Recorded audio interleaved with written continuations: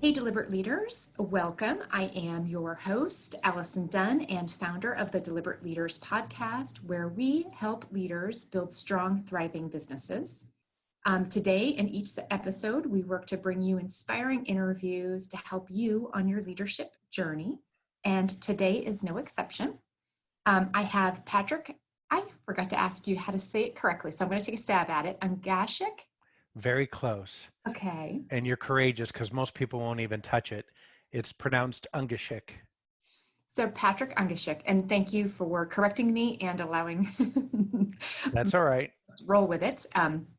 Patrick is an exit planning advisor with NAVIX Consultants. And for more than 25 years, he's been helping business owners plan for and create successful exits.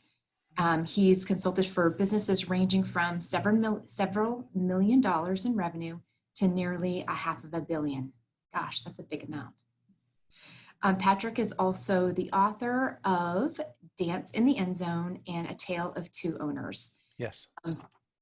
Patrick, thank you so much for joining us today. Oh, thank you, Allison. It's my pleasure to be with you today.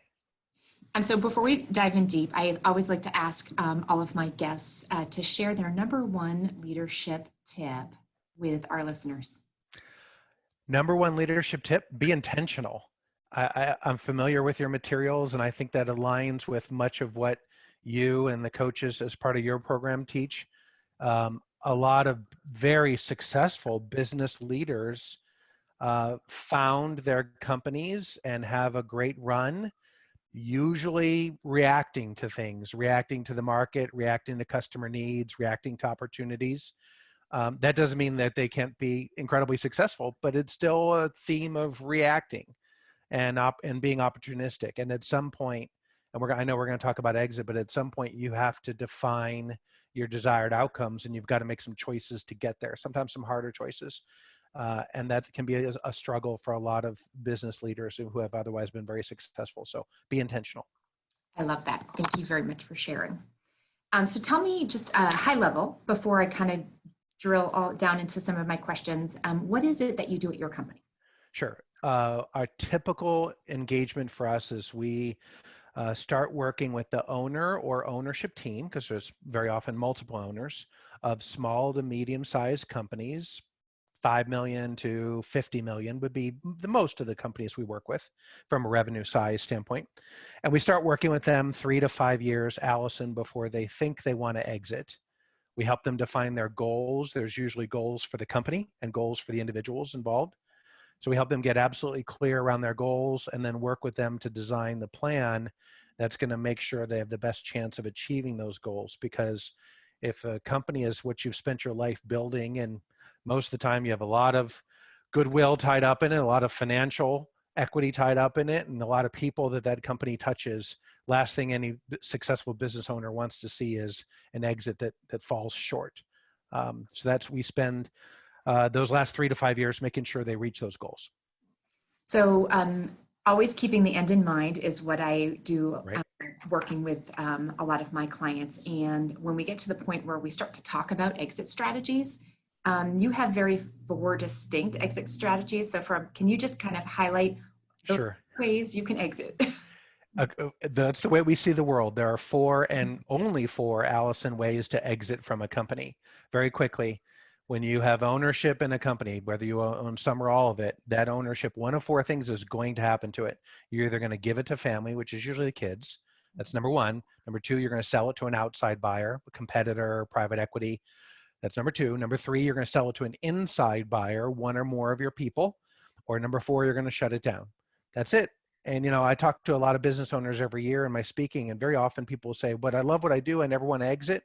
And my reply is, that's great. That's a blessing. But last time I checked, dying is not a strategy.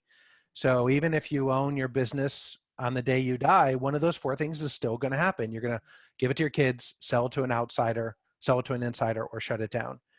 And the reason why that question is just so terribly important, it goes back to being intentional, because when you stop and just even begin to get involved in the work and preparing for exit, the choices that business leaders have to make to effectively pursue one of those 4 strategies, Allison, are mutually exclusive from the other 3. So right away, you reach some forks in the road and you've got to begin to do some things that's different. For example, if I want to give my business to my kids versus selling my business to a competitor. And business owners who don't gain clarity around which exit applies to them find themselves really struggling. It is, so regardless of whether you plan for it or not, it's happening. And Yes. what would you say are the most, right now, in the last year or so, are all four of those strategies you work, or what's the most common strategy that you find you get a chance to help people create for themselves? Yeah, the most common strategy is selling to an outside buyer because, and it's about 70% of the market and the size of the companies we work with. And if you think about it, there's one advantage of selling to an outside buyer that the three other strategies usually don't create, and that is cash at closing. So if you've built something that is sellable, then more often than not, the overwhelming preference would be to see if I can effectively sell this business to an outside buyer without compromising the other goals that very often are part of the conversation. Fantastic. Can you kind of outline what you perceive to be some of the exit strategy? Does an exit strategy include? Yeah, oh boy, what a great question. An exit strategy includes nearly universally a set of financial goals, right? There's a number, a magic number that I want to make sure I realize for myself and my family. Otherwise, why exit, right? I would just go back to work the next day. So that's practically universal. And for a lot of business owners, it's at the top of the list, which is, I don't think that in any way there's any shame or any problem with that, is making sure you reach your financial win. In almost 30 years doing this, however, I've seen that very rare is it only about the number. The exit strategy usually includes some more difficult to express goals, but no less important. I've got people I want to make sure that I take care of and treat with dignity and respect all the way through this process. There may be a brand that we really want to make sure the goodwill around that brand is certainly not tarnished. Probably some customers and clients that we want to see treated well up to and beyond going forward. Most business owners have some mix of those non-financial goals that they want to see upheld and respected as part of their exit plan and their goals and their strategy. Um, do you find that your clients need some education on what the magic number is? Always. Okay. Um, Tell me a little bit about that. Sure. So we talk about reaching financial freedom. Now, financial freedom has become a bit of a buzz phrase. I mean, you go to your local bank and they've got a brochure that's going to talk about financial freedom. It has, Allison, for us, it has a very specific meaning. Financial freedom in our lexicon means that someone has reached a point where work is a choice and not a necessity. Money does not buy happiness, and it absolutely does not. I'm just going to make a personal observation, though. I'm around a lot of former business leaders who have reached financial freedom, and they're typically smiling. So there's a connection in there on some level. And the number of how much do I need to get to financial freedom, it's different for everybody. I will make a couple of observations. First, I think the majority, we've never really measured this, but I think it'd be accurate to say the majority of business owners, when you get them talking, will realize they might have some educated idea that gets them in the ballpark, but they really don't know how much that number needs to be. I think that's probably the most common answer is, I just don't know. The second most common answer is business owners who say, I know what my number is, and they state it. And Allison, I will tell you that nearly always, 90+% of the time, their number is wrong, and it's wrong on the light side. It's too little. Oh, There's a couple reasons about that, and we can talk in length, but one of the key reasons why they usually underestimate the size of the amount to reach financial freedom is because if you're a business owner, if you've had any amount of success, your personal lifestyle to some extent is subsidized by your company. You've got the cell phone, the plan on the cell phone, the iPad, the tablet, the computer, the meals, 5 to 10 meals a week, the travel, right? The taxes, the benefits. To some extent, even a moderately successful business owner, the company is subsidizing your personal lifestyle. And in our observation, a lot of time when business owners think they know what their number is, they tend to have overlooked the extent to which their company does subsidize their personal lifestyle. And you really got to add those dollars back into the picture, right? Right. And that's often a little bit of a ooh. And and we have measured this. That usually means that the number that they thought is usually light by somewhere between 25 and 50%. Oh, okay. So underestimate 25 to 50. You're right. That is a significant A swing significant swing. That's right. in the concept of things. What would you say is the number one leverage point for people where you consult them to maximize their value? Maximize the value in the business. Yeah. Yeah, undoubtedly, it starts with people, and I think that takes two forms. On the one hand, if you're a business owner, especially if you're a founder, but not solely if you're a founder, you're probably really good at what you do, and you're probably a pretty valuable person to your company's day-to-day profitable existence. You're probably really valued by customers and clients. You're probably very knowledgeable in your industry and your products and services. And in the beginning, especially, that knowledge and that skill set and that drive is what creates the company. I mean, without that, the company probably never launches and certainly never survives. Well, but fast forward over time, the closer you get to exit, the more that the company needs its current owner or owners in order to execute day to day, that flips from a strength to a liability. We call that whole issue, Allison, owner dependency. And as you move closer to exit, there's a switch that has to be thrown. And unfortunately, for a lot of business leaders, first of all, no one ever tells them they got to throw the switch. And throwing the switch is hard because you got to morph from being a very good, knowledgeable technician in your product or service or industry to being a builder of others. And a lot of business leaders struggle with that. I mean, that's one of my favorite books of all time, The E-Myth. That's what The E-Myth is all about. So I said there's two issues to it. On the one hand, on the people side, there's migrating from an owner-dependent business to a business that can not only survive without the current owners, but can actually grow, can actually thrive without the current owners.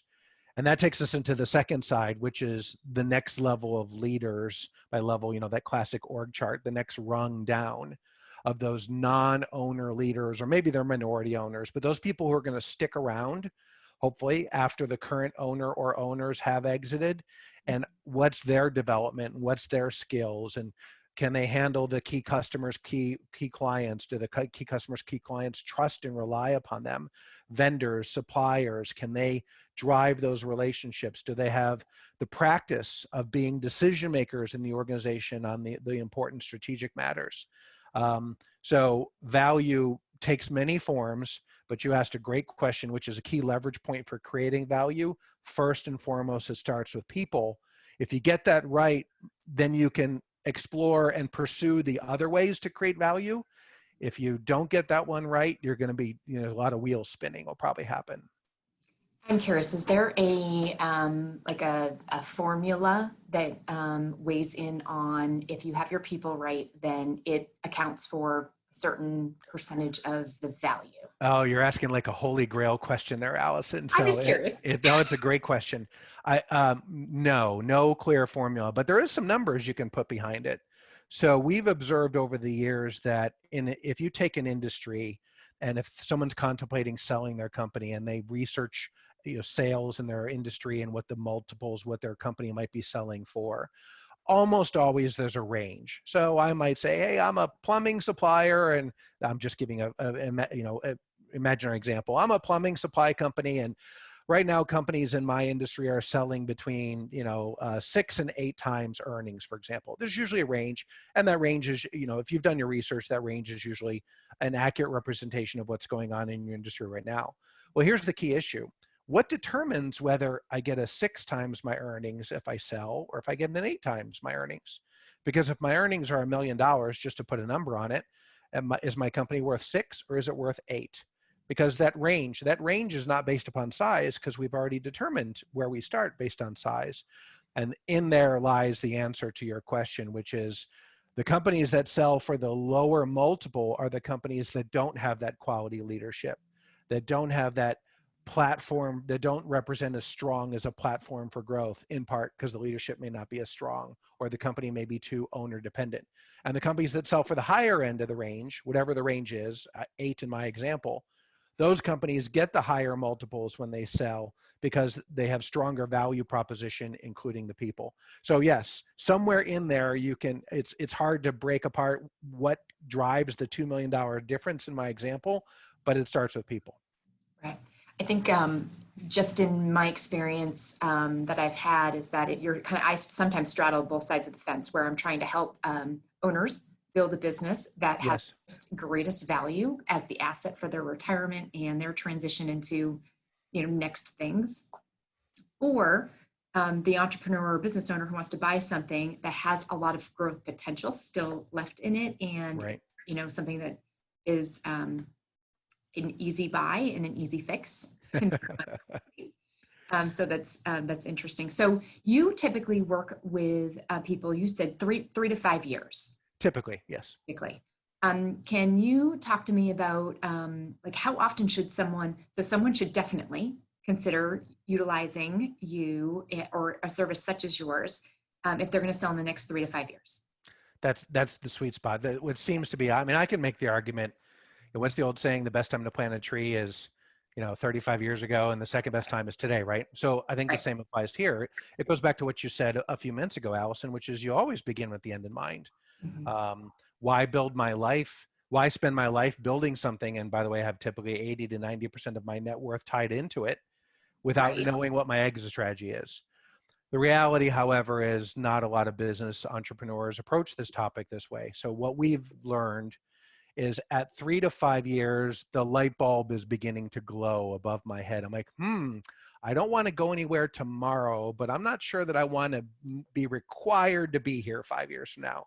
I mean, 3 to 5 years, that's 36 to 60 months. Time flies. It's So but it's also a lot of time to make a lot of changes. you, that's exactly right. You're exactly right. 3 to 5 years, if my leadership team is not strong enough, for example, to run my company without me day to day, if I've got 3 to 5 years, I've got sufficient time to make whatever steps I need in order to grow that team and get them to where they want to be. If I've got 3 to 6 months, forget about it. So you're exactly right. And all the other opportunities to create value. So that does seem to be the sweet spot where in my business, a business leader will go, okay, I get that I've got work to do, and it's probably time that I get some help, because with very rare exception, most business owners and leaders only have one shot at exit success. They only got one shot to get this right, and they need to get it right. Um, I think, I coach that you're always working now to build a business that you can sell at any time. And so, you can plan 3 to 5 years, but if the right offer comes in, are you Yes, going to get the greatest value from it? right, right. So my question is, the distraction sometimes is that those, that, I don't know, I'm going to say a fax comes in and says, someone's interested in your company, which it can be a significant distraction. So how common is it, do you think, to receive unsolicited offers, and how should someone treat such a thing? It's extremely common. It's extremely distracting. It Mhm. lulls a lot of very bright and successful business owners into a sense of complacency because, hey, when I'm ready, I'll just wait for the next fax to come in, or the next email, or go to the next industry meeting, and someone will grab my arm, and away we go. Um, the reality is that a very large number, and there's no data out there that I'm aware of, but investment bankers, people who sell companies for a living, they will tell you that a very significant percentage, 50% maybe or more, of the companies that they represent in the sale process, the buyer didn't make an intentional, the seller did not make an intentional decision to say, I have a plan, I'm executing against my plan, now's the time to sell. What happens is someone knocked on their door and they got put into play. That's probably not the best way to do it. And I completely agree with what you said, Allison. No business can ever afford to be unready to exit, because if any business leader look myself in the mirror, you in the mirror, him or herself in the mirror, and says, if I really am truthful about it, my company's not ready. Being not ready to exit is a sign of some weakness that we can't afford to tolerate. But you're right. We all can have aspirations and plans, but in this issue, very often those aspirations and plans get set aside when somebody puts that company into play, maybe a lot sooner than anybody was expecting. Right. I'm just curious, we're in an interesting time, here in 2020, and I'm just curious if you have any insight as to the economic impacts or the economic conditions that make it at the right time or the wrong time to sell. Yes. I've had two possible acquisitions fall off the table, Right. break down, not just because of economic conditions, but I mean, that we were kind of banking on it going forward and it's the right decision. But so what's your guidance that you would give to people right here, right now, who might be in the, I'm at 5 years or Yeah. there? It's a great question, and there's a lot of layers to it. First, of course, is survive and keep your business healthy as you can, because if we don't survive, then everything else gets pushed into the moot column. So that's the first responsibility. Second is, you're right. The coronavirus crisis, it's impacting companies across the nation. It's impacting, however, industries unevenly. Some industries are seeing record growth given what they do. We have a client that manufactures air filters for hospitals. Can you Brilliant market to be in. Brilliant market to be in. And of course, other clients, their companies have basically been wiped off, been wiped off the street, given how their business has evaporated almost overnight. So it's highly uneven, and of course, the situation's evolving. At some point, you know, I'm not qualified to say what that is, but at some point we're going to get back to something that looks more like business normal. It probably won't be the old normal, it'll be a new normal, but we're going to look at it and we're going to call it normal. And I'm at this point, I'm making an observation. When we reach that point, and it might take some time, probably months, maybe even sometime next year. When we reach that point, this country is going to see the largest wave of business owners wanting to exit than it has ever seen. And there have been people talking about that for a while, and I've been saying I don't think I'm ready for that. I'm ready now because, very briefly, there's 9 million baby boomers in this country who make a living by owning some or all of a privately held company. And of that number, 9 million baby boomers, total about 15 million, 9 million of whom are baby boomers. By next year, the youngest are 57 and the oldest are 75. And most of them, Allison, have not exited. And my prediction in all this, that's just basic data. My prediction in all this is most of those people are going to say, you know what, I don't want to do this again. I went through the Great Recession. We survived coronavirus. I really don't want to do this again. So you've got to time the market when you're contemplating exit. No one wants to sell their company in difficult economic times when buyers might not be able to afford to pay or the company might not survive. So you've got to be paying very careful attention to your industry. And I think when we do, I'm not talking about the public health crisis, I'm talking about the economic crisis. When our country does manage to get its legs back underneath us, if you're a business owner and you think you're in that 3 to 5 year time period, you better be ready, because it's going to be probably a crowded room of business owners that want to make a successful event happen. And there's probably going to be more business owners looking to exit than there are going to be buyers looking to buy. And that, if that does happen, Allison, that would be a complete inverse of what we've seen over the last 10 years. But I think the data just says that's exactly what's going to happen. It makes me uneasy and sad knowing that that is the likelihood of what we're facing for people who have invested their entire lives in building assets. Yes. And to not possibly find a potential buyer. Does that mean that people should focus on potentially different strategies than going to an outside buyer and doing some type of transition instead? If it's available to them. I mean, let's go back to the 4 exit strategies. The first one is give it to family. It's usually the kids. You've got to simply, obviously, but is there somebody there who wants it, who has the competence, who has the entrepreneurial desire and commitment? You can't manufacture that. So they're either there or they're not. That's one piece. The other is the sale to the inside buyer. And there's one of the key issues here is there's a big difference between having a rock star team who just, when you say jump, they enthusiastically say how high, versus at least one individual on the team who doesn't even need to be told to jump. They're already thinking that way. They're already that strategic. And a lot of very successful small to mid-market companies don't have that individual on the team, that successor CEO. is what I'm referring to.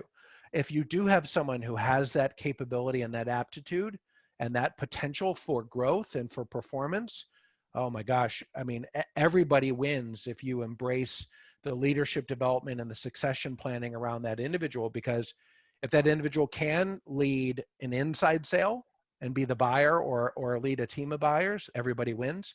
If that individual just for whatever reason decides that buying the company is not in his or her future, still everybody wins because that person benefited from all that development. And if you still find yourself trying to sell your company down the road to an outside buyer, all that much better to say, look at this amazing team that we have, which includes, among other people, this person who really could be a star in your organization if you buy my company. So everybody wins. In my experience, so I come from a family business where it was partners. And you know, partners get along and can agree right on out of the gate how to sell it and transition, right? Right. Can. And then I also come from an organization that the primary owner transitioned to an ESOP. So we were all owners, and that was a beautiful strategy as well. So let's talk about partnerships. Sure. When is the best time to agree on what you're going to sell the business for to the other partner? If you're selling if you are selling to your other partner. So as you said in the wonderful introduction, I've written 2 books, and my second book is called A Tale of Two Owners. And that book is entirely about being in a business partnership and figuring these issues out. We did some research a number of years ago, Allison, and we learned that 70% of privately held small to mid-market companies have more than one owner, which is incredible, because the myth is being a business owner alone at the top by yourself in the corner office. You know, we just stick with the classic imagery. That's myth. That only happens about 1/3 of the time. Usually you're sharing ownership with one or more other people. By the way, the average number is 2.9. If Oh, good to know. Yeah, cocktail trivia. Good to know. So yes, the majority of businesses share ownership. And what I explore in the book of Tale of Two Owners is what happens. Let's just imagine for a moment, Allison, you and I are business partners. We, in the beginning, let's just keep the example simple. We founded the business together 50-50, right? In the beginning, we shared the most important thing between us, which is an enthusiasm and a zeal to launch this business and see it grow. Because there's really nothing else to do, because if the business doesn't grow, there's nothing else to talk about. But as time goes on, there's a near certainty that happens. We may not be the exact same age. We may not have the exact same number of family members. May or may not have the same marital status, may or may not have the same health, may or may not have the same definition of work-life balance and aspirations and hobbies outside of work. In other words, we're not clones of each other.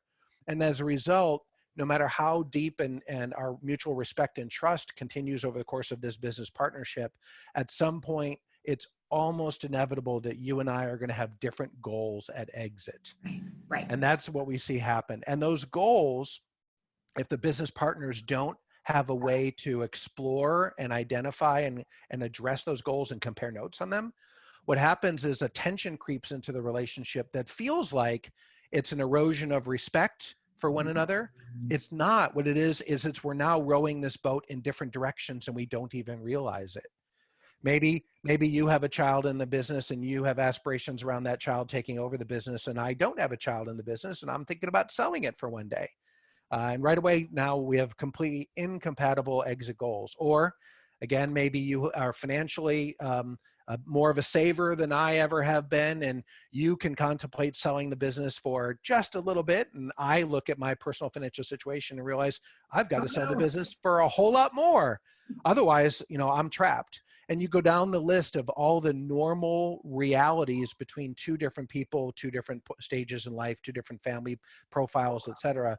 And I use the word inevitable. It's practically inevitable that we realize we're not on the same page and our goals might not just be different, they might be incompatible. Right. So when should business partners start talking about this? As soon as possible. If sticking with you and me as a hypothetical example, if we're exploring what do we both want out of exit 3 years or 5 years before anybody wants to go anywhere, then this is a prudent strategic planning conversation. if we're exploring this conversation because one of us got that email or that fax from a potential buyer, and that potential buyer is coming to our offices next Thursday, I mean, now it's like pulling the pin out of a grenade and throwing it in the room between the two of us, with the power and the explosiveness of this issue. So the earlier business partners can start to talk about this, the better, because it's inevitable. And as you get two or more partners in the room together, it's normal that we might have different sets of outcomes. Right. I call the conflicting outcomes to be just a complete misalignment. What are techniques that you employ to help create that alignment so that they can both win? Yes. So back to the Tale of Two Owners in that book, we list 24 or 26 of them. Some of them are quite familiar and often surprise people that it's this well-recognized business concept and tool actually helps keep partners in alignment. A couple that come to mind that fit that description is a business plan. Because if you and I and the rest of our leadership team, if we have others on our leadership team, if we have an agreed upon current written business plan, that means we've had to discuss where do we want to row this boat and how do we want to get there. So just having a strategic business plan helps maintain that alignment for that longer term vision for where we want to go. Another one that, again, is a familiar business tool but has a direct application here is a budget. A simple budget. A budget is nothing more than a financial plan for the business for typically a year. And it answers questions like, what are we going to do with our money? Because go back to, again, imaginary, you and I are partners, Allison. Let's just say our company makes an extra $100,000 or an extra $1 million in any given time period. You might look at that and go, great, time to bring it home. And I look at that money and say, no, time to go hire another 3 people or 30 people. Nobody's right, but we have different ideas for the use of the company resources, in this case, financial. A budget makes us have these conversations and explore these issues before they become contentious. So there are some familiar ones. There are some also less familiar ones that we identify, we share with clients.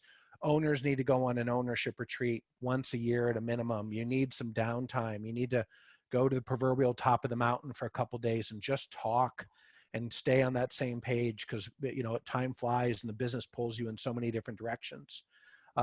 Those are some of the more foundational techniques. Yes. Fantastic. Can we talk about how to engineer a deal? On the deals that you see, how many of them are all cash? Oh, I guess if it's outside and 70%, then 70% are outside. So you may have already answered that question. No. Well, no. You're asking it the insightful way, because yes. So of the 70% that sell to an outside buyer, how many of them are all cash? Because the ones where the mom and dad are giving it to the kids, those are not all cash. Nope. And the ones where you're selling to an inside buyer, almost always those are not all cash either. So of the ones where you're selling to an outside buyer, everybody wishes they were all cash, but that tends to not be true. I've never seen any data on this. Somebody out there might have it, but I know from experience that it's probably less than half. There's at least some material holdback in the form of an earnout or an escrow account, or a covenant not to compete. There's some, dollars that you don't get at closing. And that's a big deal. Terms is more important than price when you're actually contemplating selling. So explain that. Because I think in engineering the deal, the terms you set forward are so very critical for tax. So please share your— For everything, for taxes, for risk, for comfort zone, for how excited is my family about this or not about this, right? But what happens, terms never get discussed. You go to the industry meeting, you're having cocktails with someone back in the days when we can go to meetings, and those days will eventually come back. Right, and having cocktails, and you learn about so-and-so in your industry who sold for $10 million, and you're like, holy, $10 million that person sold for? Right, did they get $10 million in cash, or did they get $2 million in cash and a legal responsibility to go back to work for the next 3 to 5 years, and $8 million is in the form of an earnout? You just don't know, and that rarely makes the bragging talking points, right? But sticking with that same number, if you say I would sell for 10 million, well, would you sell for 2 million down and 8 million potentially? Maybe not. So terms ultimately, definitely are the reality where the rubber meets the road when you're contemplating selling your business. Now, very briefly, what drives terms? Who gets the cash deals and who doesn't? And that goes back to the exact same factors that drive value, because well, let's just look at owner dependency. If my company is overly dependent upon me for its day-to-day operations and profitable conduct, I'm probably not going to see that cash deal because a buyer is going to be leery about me walking out the door. On the flip side, if I have developed the team and the team can not only survive the company without me, but thrive without me going forward, I'm more likely to see an all cash deal because I have made myself unnecessary in that example. Um, of the deals that you've seen come together, do you feel confident that the engineered deal is fair on both sides, or does one party always have to compromise? I think both parties end up compromising on a good deal, on a healthy deal. If one party is, you know, walking away snickering with a Cheshire cat grin on their face, and the other party is, you know, really questioning the very wisdom of the decisions they made, then that probably, I mean, it's not the American dream outcome, and it's probably not sustainable. And so I think in a healthy deal where everybody does have a full and unrestricted opportunity to win, at some point both parties probably made concessions over the course of the negotiation, the pricing, and the valuation. Yes. Fair enough. What do most of your clients do after they've exited their business? It's all over the place. That's Yeah, another hugely important question. We call that life after exit. yeah, It doesn't matter how much money any one of us has in the bank. If I wake up every day with without something rewarding and challenging and engaging to do, Allison, I've seen that. And people who find themselves in that situation, they regret their decisions. They feel like someone took their company away from them. We know the data now that in just the last 10 years, the science on this has gotten pretty amazing, that it leads to shorter lifespans and greater disease and greater failed relationships in life after exit. I mean, this is huge. The answers are all over the place in terms of what people, it's everything from, you know, true retirement, a life of pure recreation, to pursuing other business ventures, to hobbies that people want to turn into vocations. It's all over. The key thing and the mistake to avoid is to test your ideas before you exit. We explain that. call it, sure, we call it taking an externship. Obviously, we didn't invent the word, but before you pull the trigger, and it's permanent, right? Take 30 days. And, you know, teaching sounds like fun. Take 30 days when schools are back open and go teach be a guest professor somewhere. And teaching does sound like fun until you have to spend a weekend grading papers. Then maybe it's not so fun. A lot of business leaders either exit without knowing at all what they're going to do. And boy, that's a risk. And I think it's frankly an unnecessary risk. A lot of and other business leaders think they know what they're going to do. Teaching sounds like fun. I've always wanted to take up woodworking. You know, of course I'll love playing golf 7 days a week. And they have ideas, and then they get on the other side of exit and they realize what was fun as a hobby kind of sucks as a job. And now it's too late to turn back the clock. And so an externship, take 30 days, go test that idea, test drive it, develop the business idea you have in mind, teach, as I said, play that golf nonstop and see if you really can like it. In my experience, most people, if they'll make that 30-day investment and test drive that idea, that's sufficient time to tell them whether or not it's their next life's calling. And then you can go back to the company. And by the way, one more thing on this, it's a great way to develop your team, because if you're completely unplugged for the business for 30 days, as you're test driving this idea for life after exit, No, you that's get to right. come back and see how well did your team do in your absence. And if they didn't do as great as you want them to be, now you're back to coaching and developing. That's exactly what you're supposed to be doing anyway. And if the team exceeded your expectations, which happens a lot, you just learn your company is more valuable, more scalable, more developed along than you would have known if you kept coming to work every day during those 30 days. It's pretty amazing. Yeah. I love the term that you've used, externship. That's cool. That's cool. Did you say you made that one up? No, I don't think we did. Okay. I'm All pretty sure we right. didn't. We, as far as I know, we made up the application in this context, but. Okay, fair enough. In the last 5 years, I have worked with a number, many more than I would have guessed, of retired people starting their second career or their second, life business or life after retirement, I guess is the way I would describe it. So it's been neat. Patrick, you have some really phenomenal resources on your website, and I just want to specifically point out that you have a fantastic due diligence list. Yes. That is right there for download, and then also frequently asked questions regarding exit. And so you've got a whole list of answers there, which is outstanding. Is there anything specific that you would like to point our listeners to as far as the resource if they're in that 3 to 5 year? Great question. There is one, and it's called The Last 5 Years. And it is meant to be that starting point for the business owner or owners who are telling themselves they think they've reached that point in this journey. It's 2 forms. There's a downloadable ebook, which has all the issues to be thinking about and the resources and steps to explore. And then there's also a webinar of the exact same name. So just depending upon what medium you tend to like, whether you're a reader or a watcher and a listener, but it is called The Last 5 Years, and it is a complimentary download or complimentary webinar for anyone who visits the site. Fantastic. And I just want to make sure that everyone listening knows that those links will be directly below this podcast episode. Great. So they'll be right there for easy access. So you've written 2 books. Do you have anything else that you're penning at this moment? I do. I'm trying to use the shelter at home time that we've all been enjoying these last couple months besides catching up with family. Yeah, I've got a 3rd or maybe even a 4th book in me. I've learned I enjoy the writing.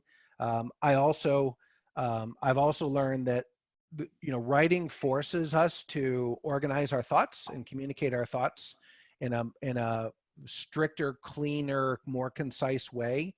And it's benefited, my thinking. It's benefited our team by refining how we communicate, because, what we do, as I mentioned a little while ago, Allison, most business leaders and owners only exit once, and they typically are looking for help and advice, and the books have helped us to help our audience and our clients and our market. Fantastic. Well, I look forward to hearing when those come out. You bet. I'd like to ask, is there a particular way that you would like to have people connect with you, or where should they follow you? Great. Thank you. So yes, the best place to go is our website. And I know you'll have a link to it in your show notes. Our company name is NAVIX Consultants. So it's just all pushed together, NAVIX Consultants.com. They can find me and contact me directly, the phone and the email from there, but I think that's probably the best starting point. Fantastic. Patrick, it has been such a pleasure speaking Thank you, Allison. this afternoon. Thank you for your time, sharing your area of expertise, and helping everyone who's worked hard to make the most out of the asset that they poured their life into. So thank you very much. Thank you, Allison.